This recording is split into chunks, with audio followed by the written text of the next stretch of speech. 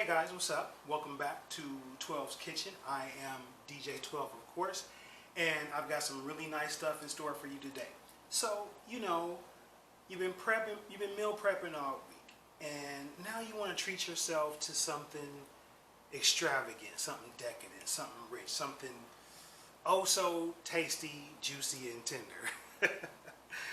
We've got just the thing in store for you, so come on back and check out what it is. DJ 12, this right here is 2wlv's Kitchen.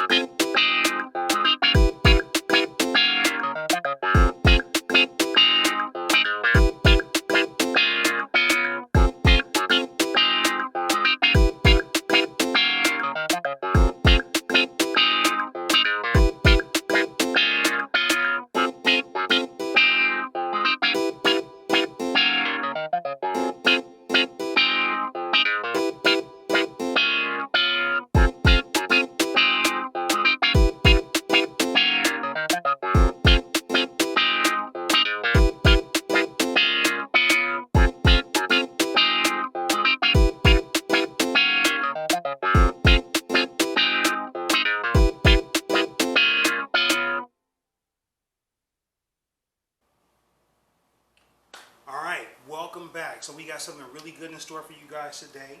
Like I alluded to in the open, sometimes, you just want that rich, fatty, just oh so satisfying meal. You've been working hard all week just to make making the chicken and doing the fish and doing some veggie type meals and stuff like that. So, but every now and then you want to treat yourself to a nice, thick, juicy steak. And that's what today's episode is dedicated to. This is for the carnivores. Like I said, I've done chicken, I've done fish, I've done wraps and veggie dish, Chinese takeout, all of that stuff. Or today, this one here is for the meat eaters, the meat lovers. I've got your thick, juicy, steakhouse quality steak for you on deck today. And I'm going to show you how to do it yourself with no fuss, no muss, no hassle. And as always, we are going to approach this from a meal prep standpoint. Alright, so with that in mind, I'm going to turn the camera around. You can take a look at my preparation, my mise en place, so you can see exactly what we have going on today. And, how easy it is to put together something like a steakhouse quality meal together in not that much time. Of course, as always, you are going to prepare this in advance, so I'm always focusing on the prep side of things, even though the cooking is just as important as the prep. Although I like to think the prep is slightly more important because, again, the better you prepare your meals ahead of time in terms of getting your veggies and your aromatics chopped, getting your proteins out, letting it come up to room temp, things of that nature. Those things will save you so much time in the kitchen. You will be so surprised at how much time just a little of advanced prep will keep you out of the kitchen and enjoying the meals you love to eat the most. Alright? So again, we're going to turn the camera around, take a look at my mise en place here so you can see what we have going on today. Alright? Alright. Prep station is ready to go. So what we're going to be doing tonight is about a 16-ounce boneless New York strip. We'll get into the actual steak in a little bit, but we're also going to pair it with some roasted asparagus and a delicious compound butter. And these are the components here that we're going to use for the compound butter. We got some butter out that we softened. It's been sitting out at room temp for a couple of hours, so it'll be good and pliable to work with. Salt and pepper, some parsley, and some fresh garlic that we're going to press out into making this compound butter. So come on back. We're going to get started right away on this delicious steakhouse preparation. DJ 12, I'll be right back.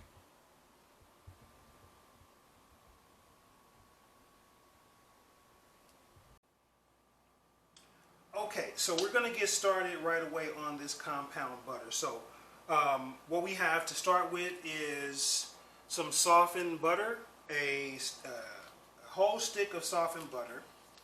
We're going to get this into our bowl. Alright, so butter is there. Alright, then we're also going to, this is probably a little more than I need, but we're going to finely chop some parsley. Just run our knife through it.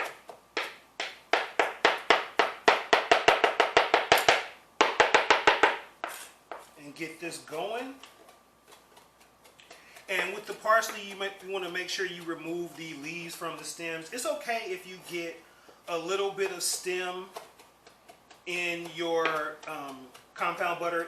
That's not bad, but you want to stay away from the majority of the stems. You want primarily the leaves, and this is going to add a nice freshness to our butter to kind of counteract the richness from the fat in the butter. You know what I'm saying? So we're just going to give this a nice. Try to chop it as finely as possible. It doesn't have to be so uniform, however, because it is going to get all mixed in with the other components. Alright. Nice little chop there. And again, going all the way back to my pilot episode where I did the massacre of the chicken. We won't call it butchering a chicken. It was a bloody massacre because my knives weren't very sharp. So make sure your knives are as sharp as they can possibly be. That'll make this a lot easier running through this parsley. But again, it doesn't have to be the finest, most uniform chop. A nice rough chop is fine. We're just going to put about, I'd say, about 2 tablespoons to maybe a 1/4 cup of parsley in with the stick of butter. Alright? So that's good enough. So we're going to get some parsley into the bowl. Yeah, I say that's about right. Say about 3 tablespoons of parsley. You can save the rest for garnish. Parsley is the traditional garnish for just about everything, but any herb is. And the thing about this butter here is you can use just about anything as a flavor component. So my go-to is with the garlic and the parsley, but you can also use, I'm going to add some pressed garlic cloves in here right now. You can also use like a sun-dried tomato with some parsley. You can even add some garlic to that as well. Roasted red bell pepper also I've seen in some steakhouses for their compound butter. You don't have to use just parsley. You can use a different herb such as like a cilantro lime butter. Get some cilantro, some lime zest, and maybe even a little bit of garlic as well. You can flavor your compound butters just about any way you like. And you know, if you go to a fancy steakhouse like there are many fancy steakhouse chains throughout the country and the world. Any one of these steakhouses, a lot of times they're going to serve at least their signature cuts with some type of compound butter. And some places will put the compound butter on top of the steak as it rests. So the butter just kind of melts in and you get all that flavor into your steak as well. So that is always a good option. So this is going to be a way that we're going to flavor our steak. Of course, we're going to season our steak well, but the compound butter just adds another layer of flavor, another dimension of flavor that we're going to enjoy so much when we're enjoying this really thick steak. This is like I got like a 2-inch thick New York strip with a nice fat cap, nice marbling. Like I said, we're going to get into discussing the actual cut of the steak shortly, but we're going to get focused on this compound butter right now. So, little bit of salt, and I use unsalted butter for this as a way to control the salt. But you can use salted butter if you like. You can use any kind of butter alternative if you like. Anything is within the realm of possibility. And there we go. Get my grinds going. There we go. There we go. All right, so looking in there, doesn't look like much right now, but it's gonna look like a lot after we're done getting everything blended up. So we're just gonna work all the ingredients in together into the butter, the parsley, the garlic, salt and pepper. Just work that around. Actually, I think I want to move the board. Yeah.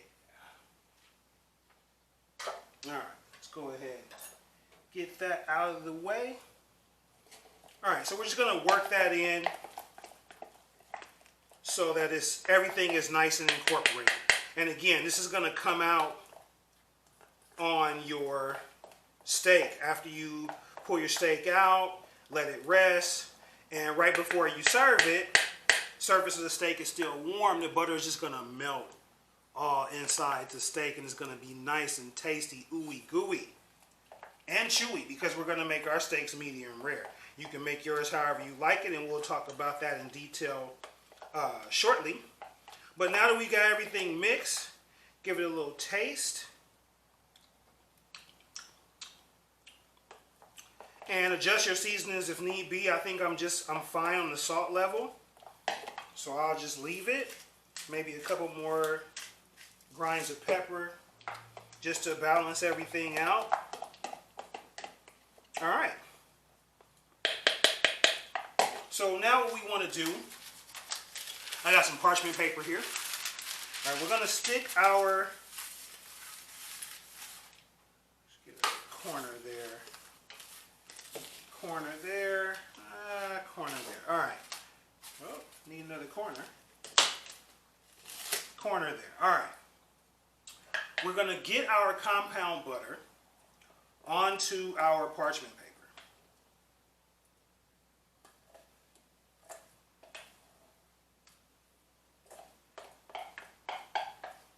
Because we need this to set. All right, and how are we going to get it to set? Given the fact that we're about to cook our steak very shortly, we're going to pop it in the freezer. All right.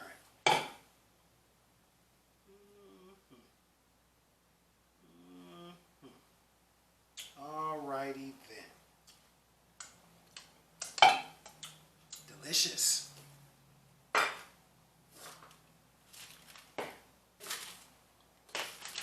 Alright, so we just want to get it in the parchment. And then we want to try to, as best we can, and I kind of suck at this, but we want to basically roll it out. Okay? Roll it out. So I just fold over the top half of the parchment and just gently, like while pulling the parchment toward me, I'm using my fingers to spread it out. And we're just going to create a nice little roll. And once we get it rolled up, we're going to get it in the freezer, like I said, for about 20 minutes or so. And that'll be perfect to allow it to set while our steak is still coming up to temp. All right. So pull it towards you and spread the butter out. You want to get a nice roll about an inch or so in diameter, inch and a half. In diameter, anywhere between those two ranges is fine, between 1 to 1.5 inches. So we've got it nice and shaped out pretty good. That's about as good as I'm going to get it. Like I said, you're going to fold the parchment paper over into the lump of compound butter, pull the half that you fold over towards you, and just try to shape the butter into a nice round roll. All right. So now we are going to roll it up.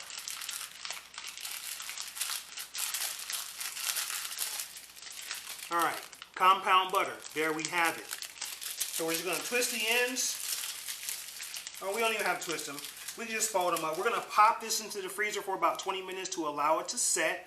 And once it's set, we'll pull it out and cut it up in order to put it on top of our steak. So compound butter is ready. Next, we move on to the steak. 12 will be right back, you guys. All right, so compound butter is done, chilling in the freezer, just waiting for that to get set. So now we can turn our attention to the actual steak, the star of the night, the main protein in this thing. So let's take a look and talk about the steak itself, the cut I chose, and why. All right, let's have a look. All right, so we have gone with a New York strip steak, or a New York steak, however you like to call it. It is one of my preferred cuts of steak, along with ribeye. Now, in this particular preparation, I've chosen one without bone. The bones versus boneless, it depends on the preference. The bone helps retain a lot of the moisture, although we're going to cook this pretty rare anyway, so it'll still be nice and juicy. But I can go either way, bone or no bone. New York strip and ribeye are my preferred cuts. I also like a nice tomahawk ribeye with the bone in. There's a place in Vegas, I think it's called Stack or Steak or something like that, that has this great tomahawk ribeye. It's like 22 ounces. Is so big. Anyway, this one here is roughly about a 16 ounce, so it's like a 1 pound steak here. It's going to be a nice, really rich, decadent meal for us tonight. So, when we are choosing a steak, when we're choosing a steak, a couple of things we want to look for. All right, so this here you can see is roughly about 1.5 2-inch cut. All right. Another thing I like to look for in the steak is the marbling. So, and marbling just refers to the amount of fat distribution throughout the meat. And as you can see here, this one is nicely marbled. We're not talking Wagyu steak where it's just like all marble, but you see there are still some pretty good pieces of fat in here. This is going to be a really rich steak. It's going to be really moist, and as the fat renders, it's just going to create more juicy, tender bites for us to eat. All right. I also like to look for the fat cap, which is the edge of the steak here. Okay, sorry about that. The edge of the steak here. And again, this is going to render down to give us a nice, luscious, juicy steak. It's going to baste all the great juices in and the whole 9 yards. So that's what I'm looking for when I choose a particular cut of steak.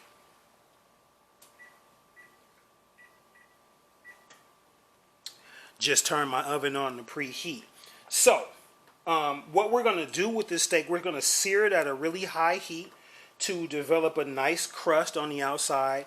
And as the theory goes, the crust will help maintain the integrity of the juices, keep the juices locked in, basically. We're going to crust both sides. And because it's so thick, we're going to have to finish this in the oven. We definitely don't want to cook this the whole way on the stove or become as tough as shoe leather. And we definitely don't want any of that. So, a couple more things about the steak. Number one, you want to make sure to ensure that it cooks evenly.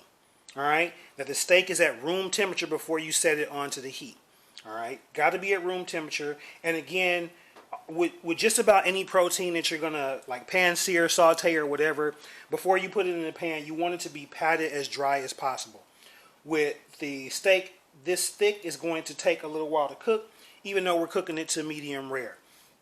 And then lastly, we're not going to season this until right before we're ready to drop it onto the cast iron skillet.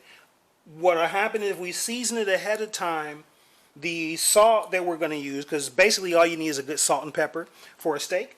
The salt that we're going to use will start to draw out some of the water, which will somewhat hinder the ability to create that crust. The idea is to get it covered in your spices, your spice blend, whatever you're going to use. In this case, salt, pepper, and also some garlic and onion powder. And those spices, you want them to go into the pan as dry as possible so that that crust, it will allow that crust to form. Okay, so there is our 16-ounce ribeye with a nice fat cap and some quality marbling. Now we're ready to go ahead and get this seasoned and get this into our screaming hot pan. All right, come on back. More 12's Kitchen is on deck. All right, so as you can see, we have got our battle station ready. Yeah, I got all of my cast irons on the stove, but I'm only cooking with one. I'm using the big dog here today.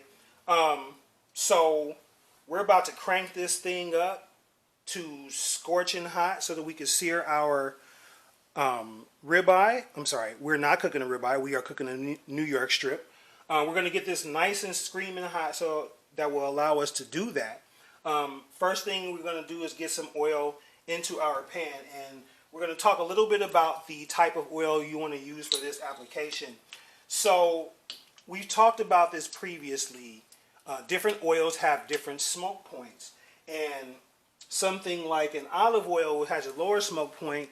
We're not going to be able to get a good enough sear on the meat because it's just the oil is going to heat up too fast and it's going to burn and it's going to give us a real bad taste in our meat. So we want to use an oil that has a higher smoke point. So in most cases I would use a canola, or one of my preferences is grapeseed oil. And we're only going to need a little bit because, like I alluded to earlier, that cut of New York strip has a tremendous amount of fat throughout the meat itself, as well as that nice fat cap on the backside. So we'll have plenty of fat to get into the pan. So we only need just a little bit of oil to allow us to get that sear, because a lot of the fat that is in the steak itself is going to get rendered out with the really, really high heat. So about a tablespoon or so of grapeseed oil in the pan, and then we're going to crank our heat up to high. All right, and once we get that heated up, what we are looking for, as always, we're looking for the smoke to come off the pan.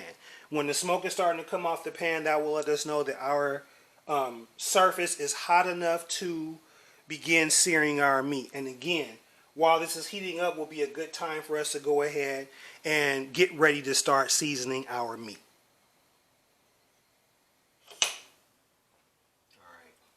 All right.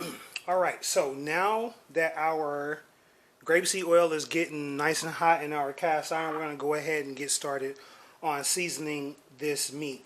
I usually like to season just the one side and then get it into the pan and season the other side, but you can season both sides beforehand if you like. We're going to use some kosher salt. And you want to, heavily salt it here, because not only is it going to season your meat, but the salt is going to help to develop that crust on the meat as well. We want that nice charred crust on the steak, so that will keep those juices locked in and that flavor, all that nice juicy beef flavor locked into the meat. All right, so a heavy pinch of salt there, a little bit of granulated garlic and onion, and you can season this however you like. Some people also like a nice dry rub. I've made a dry rub on occasion. Brown sugar is one of the key components. Some cayenne pepper, some paprika, black pepper, salt, cayenne sometimes, onion and garlic powder. So you could also do a dry rub, but I prefer to just season it salt and pepper, a little bit of garlic and onion.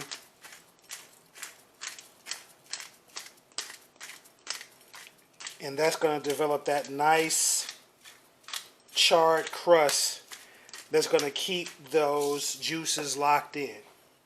All right, nice and seasoned. We are ready to put this in the pan.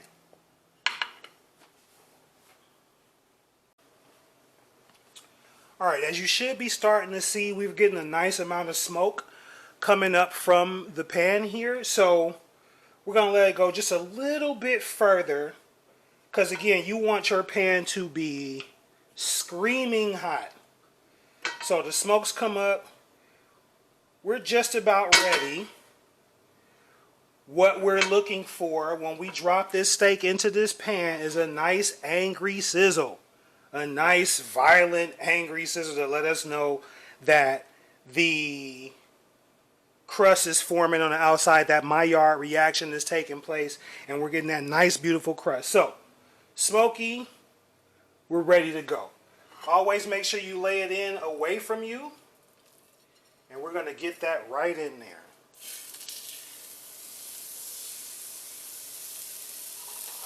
Yes, that's what we want to hear.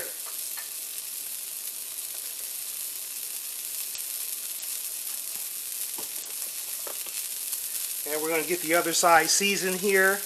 Now that we've got it into the pan. Nice heavy bit of kosher salt.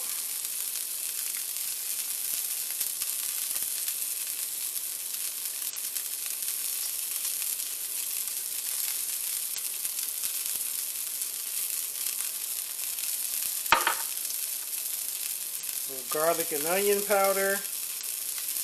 And again, whatever you like, simple salt and pepper is always great. Plus, remember, we're adding the compound butter as a flavor element to this as well. So, you season it how you like to season your steak.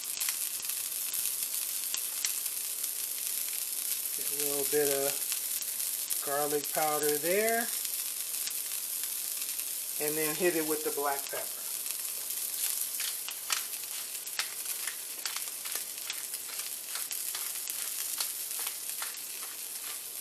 Alright, ready to rock.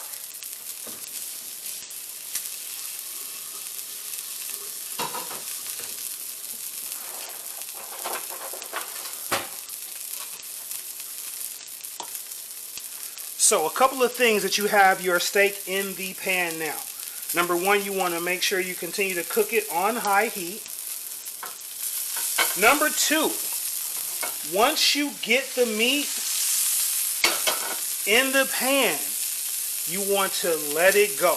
You just want to let it sit. You want to allow that crust, that Maillard reaction to form on the bottom, and then flip it after that. You can peek after about, I'd say, 3 minutes or so, but you just want to get it on the stove, on the heat, and you want to let it go. So this has already been on for about a minute, so let's talk about doneness. I prefer my steaks medium rare. That is, nice and charred on the outside with a cool pink center, roughly about 120 degrees. Some people prefer it done a lot more. Some people prefer it done even rarer than that. So, a good idea to gauge. Now, remember, this is roughly a 2-inch thick steak. So, it's pretty thick as it is. So, again, it's going to take a while to cook evenly and thoroughly. However, we want to make sure we pull it from the oven at our desired doneness. So, you can always use a meat thermometer, but another way to gauge the doneness of your meat is to use the fist test. Alright, so let's say I got my fist not even closed into a fist, right? And I press the fleshy part between my thumb and forefinger. That right there is going to indicate rare. Like no close at all, rare. If I close it a little more slightly, a little more than that, flesh test there, that's your medium rare there. All the way closed but not tight, that's medium well. All the way closed, that's well done. So that's a good indicator, a good gauge, and I roughly like my steak around there, like rare to medium rare. Okay, so after it's been on for a couple of minutes, you can start checking to see if that crust has begun to form. And then I'm going to show you something else really nice too when it is time to flip. But again, steak this thick, about 3 minutes aside to get the crust. And actually, after we flip it, we're going to pop it right in the oven for it to continue cooking. It'll generate the crust on the bottom as it cooks. Because we're going to put it in the oven. We've got our oven preheated to 400 degrees. And the steak this thick, medium rare, is going to take about an additional 7 minutes or so to cook in the oven to get it all the way thoroughly cooked to the temperature that I want, that we want. All right, and you can cook this to whatever doneness you prefer. All right, yeah. So we're ready to flip. But before I flip, what I'm going to do is, see that fat cap? All right, so because it won't render all the way out with just pan searing, before we flip it to the other side, we're going to, for just a little bit, get the fat cooking. Oh.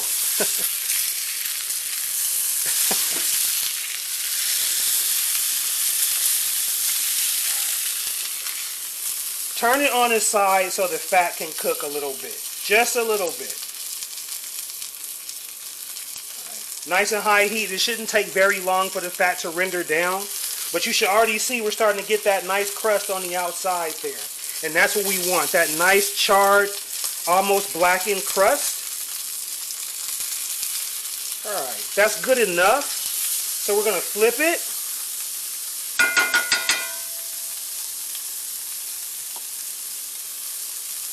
And as you should be able to see, we're getting nice char on that steak there. Nice color. That crust is what we want. Alright, so we're going to let this go for about another minute or so. Then we're going to pop it into the oven. 400 degrees, already preheated.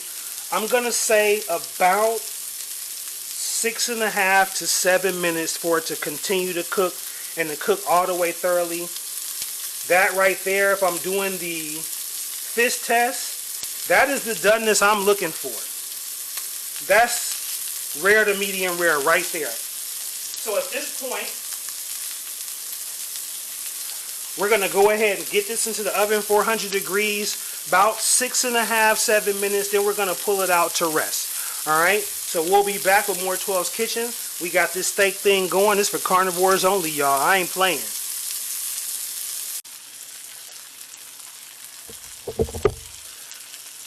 All right, so our steak is out of the oven. We let it go for about 7.5, 8 minutes. So we're going to get it out of the pan, set it on our cutting board, and we're going to allow that to rest for 5 minutes before we plate it up and serve it. Alright, and we just took our compound butter out of the freezer and sliced it up, so we're getting ready to have a delightful meal in just under a few minutes. So we're going to let this rest a good 5 minutes before we top it with our compound butter and then plate it. We're just this close to eating, you guys. I can't wait.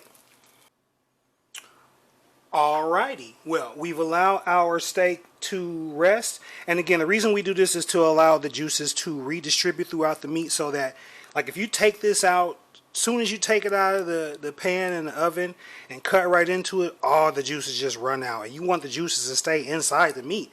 That's the whole point of having a nice juicy steak. So it's been rested. We've gone ahead and topped it with the compound butter. After about a minute or so, it should melt in and give you just some nice tasty flavors on top of that. I prefer to serve mine up with a little bit of horseradish. If I always like horseradish with my steak, so I didn't add it here, but feel free to add yourself some horseradish. You can put any kind of topping on your steak. Sauteed mushrooms, grilled onions, even like beer battered onion rings are nice. I made that one time. It was awesome. But here we have it, our 16-ounce boneless New York strip, good marbling. Got that nice render on the fat cap there. We're ready to eat, y'all. DJ 2wlv, I'm hungry. I hope you guys are too. This is how you treat yourself to a steakhouse quality meal any given night of the week.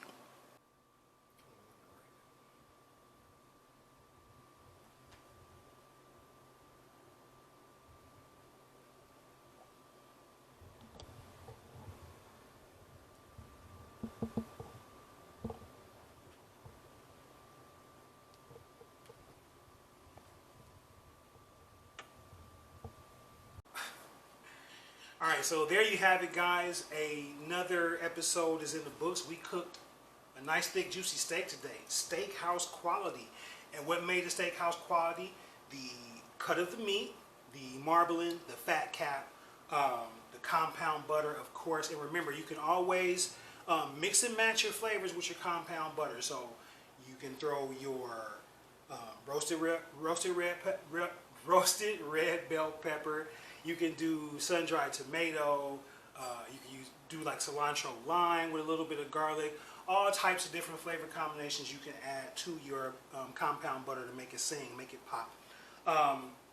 With the steak itself, make sure that you're always bringing the meat up to room temp.